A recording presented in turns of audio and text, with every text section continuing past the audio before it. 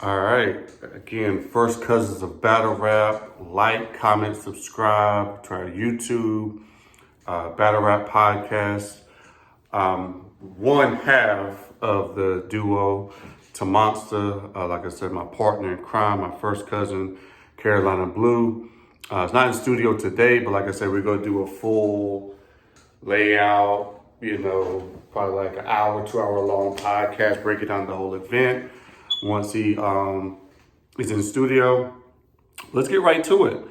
It's 1:05 a.m., so it's Sunday morning, and Eazy versus Dizaster just ended. It was a good battle. It was a good battle. I still feel like Big K and T-Rex's battle of the night so far.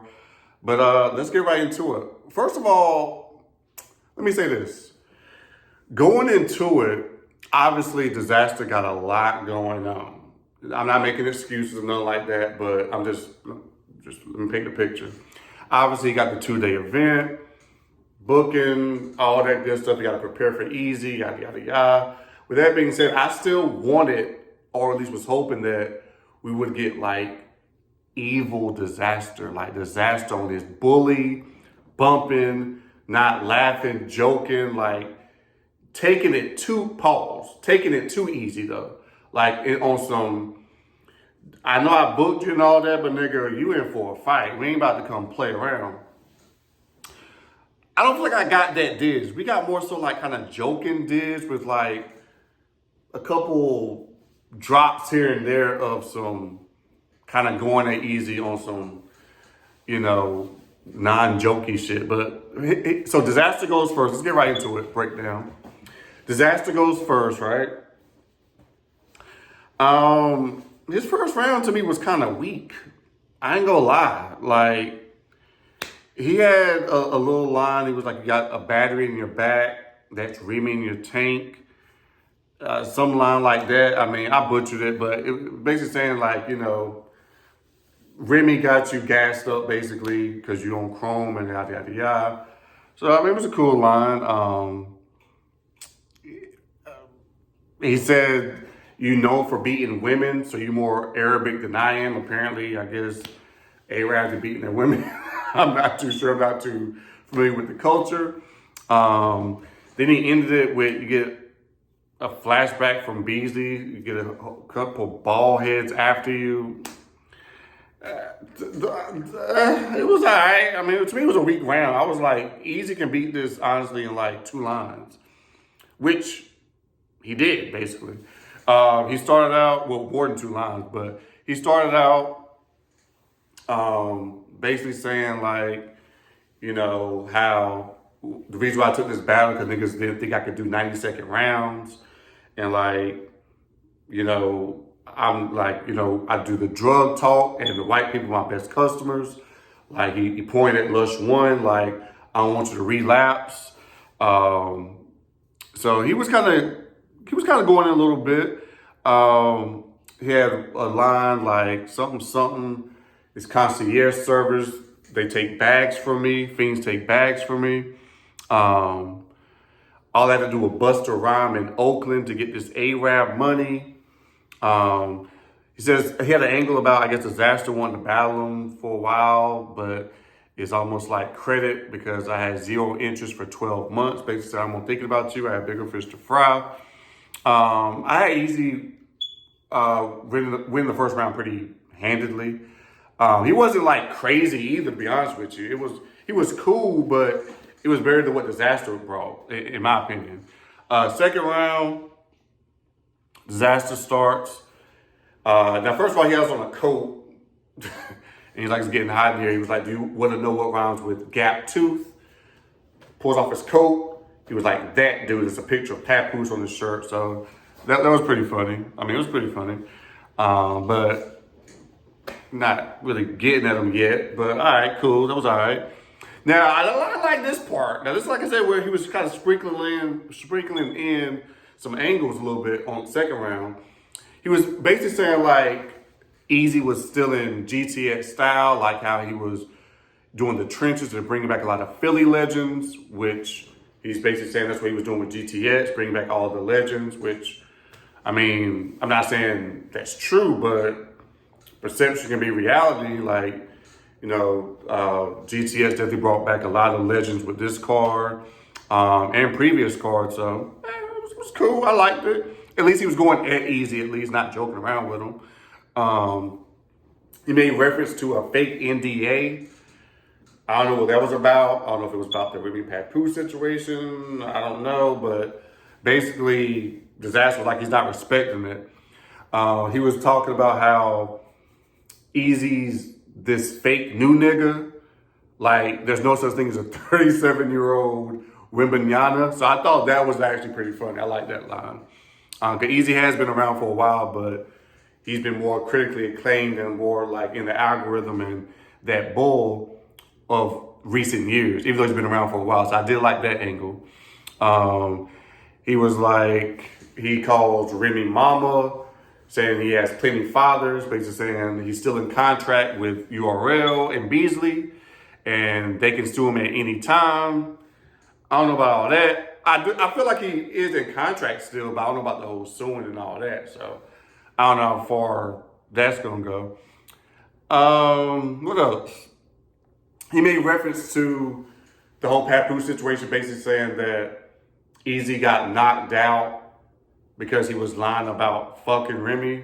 Again, we can't clarify or know if these are facts, but at least he is again going at Eazy on some shit. So all right, you know what I mean. And he had a cool line. He was like, something. So now even in your far-fetched dream of sleeping with Remy, or no, hold on, I fucked it up. Even in your far-fetched dream of sleeping with REM sleep, when in your REM sleep, you go into like your deep dream. So that was pretty cool. Definitely better round than the first. He was actually attacking Eazy the second round. So good round from Diz. Bottom of the second on Eazy. Excuse me, my fault. He starts off making reference to Dizaster being the reason why Hollow and Math start beefing and how you try to play the divide and conquer. But AR didn't book that battle. Reference to ARP with the divide and conquer card. It was a good angle. I mean, Math definitely made reference to the reason why. Well, not necessarily the reason, but no, I think Math did make reference to that before. Like, I think their beef started with Math because Diz and Hollow was beefing, and he was holding Hollow down. And then when it was time for him and Diz got into it, Hollow at that point was cool with Diz. So basically saying how Diz, it was a fair angle for me. What else? Oh, and this was an effective angle too. He was getting into how Dizaster battles all these random dudes that we don't know of from different countries that already got these millions of views to pad his stats. And he was also talking about how we don't even know what these niggas be saying, but all we know is that you be losing. That's kind of true. The oxymoron, a lot of niggas had oxymoron winning. So thought that was a good angle from Eazy. What else? He made reference to how blacks ain't really accepting him. So now you try to rock braids. So he was getting at Eazy too, again at Diz back. The second round, honestly, I edged it to Eazy. I had Eazy 2-0 already, low key. If you want to give Diz that round, maybe. Again, this is just the first watch, so maybe I didn't catch everything. But from what I call, I had Eazy second round. First and second already. Third round, Diz goes into an angle about, again, the Papoose situation and the Math situation. But he also brought up how, of course, Eazy's going to take a Math angle. He's the dude that got socked up too. And he was like, well, at least Math showed his face afterwards, immediately. He was on camera immediately while, you was basically, he made reference to you basically with Style P. You played Ghost in real life or something like that, some reference to that. So I thought that was a pretty good angle. He said that you a house cat. Your favorite thing to do is lie on the computers. Thought that was a cool bar. He got into how you're a whole grown man on a women's league with Chrome. That was pretty cool. Now he did make again another angle Diz made in the third round, which I can't verify. I don't think anyone can unless if you know you know. He was like, apparently ARP tried to bribe Rex to get off his card, and he started going in on you're a bitch, you're a pussy. I think in reference to ARP, if I heard that right, I'm pretty sure he said that. So I don't know what that's about. Maybe he was trying to get the Big K and T-Rex on Max Out, or just T-Rex on Max Out, period. Again, I can't verify that, but Diz said it, so I'm pretty sure ARP will respond to that and let us know what's up with that. So again, cool round from Diz. It was a cool round. Third round though, Eazy was getting more so back into just Eazy. Like he was getting into like, he had a cool line. I forgot the exact line, but he was like, he made reference to how he couldn't even talk about the whole situation with the Papoose punch. He was like, he couldn't even talk about the punch because the lead up was filler. Basically saying how like everybody was like lying and making it up, so he couldn't even talk about it, the actual punch, because the whole story was fucked up. So I don't know if that was him admitting to a punch actually happening though. So I don't know. So that's all bunch of he say, she say, whatever. But I'm somebody in the actual battle, he made reference to it. He had a cool line about, he catch 3 to 11 of you niggas, ain't no need for no second shift.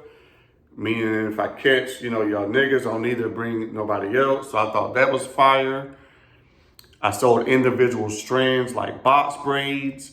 And in the line of the battle, definitely the round, but definitely the battle too, like drug money kept my lights on. So who I thought invented electricity was the plug.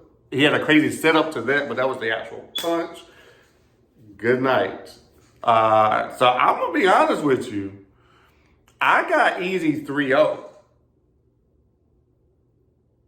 Personally, from my perspective, first watch, I got Eazy 3-0. If you were to give Diz a round, maybe second. Maybe the second. But I personally had an Eazy 3-0 off first watch. Again, it was a good battle though. Like I said, I wish Diz, I'm not making an excuse for him, I'm not saying this was the reason, but I would have wanted to see a more focused Diz without any other distractions, like, trying to get the event together. Maybe we would have got a little bit more evil, mean Diz, but nah, it wasn't enough from what I saw. And Eazy, again, wasn't crazy either. He even made reference to it the third round. He was like, I could have been doing this the whole battle, because third round was his best round. He was like, I could have been doing this the whole battle, but I'm playing with him. So, I don't know. It was a good battle, though. It was a little bit of replay value, at least from my perspective. Like, hey, maybe niggas that love it, maybe niggas that hate it. I'm just giving you my perspective on how I seen it. First cousin, first watch. So, Eazy 3-0, maybe a 2-1, but I got an Eazy clear. So he definitely got the W. And shout out to Eazy. I mean, came to Oakland, 90-second rounds, adjusted. Another legend under his belt. He a legend killer. Already this year, he beat Hitman, he beat Reed, he beat Diggs. 3 different cards, 3 different leagues, 3 different cities. So, and next, you already know what's coming next, is Big Geechee. So, shout out to Eazy, shout out to Diz. 1 more battle left, and that's the 2-on-2. But yeah, holla at me again. Like, comment, subscribe, follow. First Cousins of Battle Rap on YouTube. And about to get ready for this 2-on-2 about to happen right now.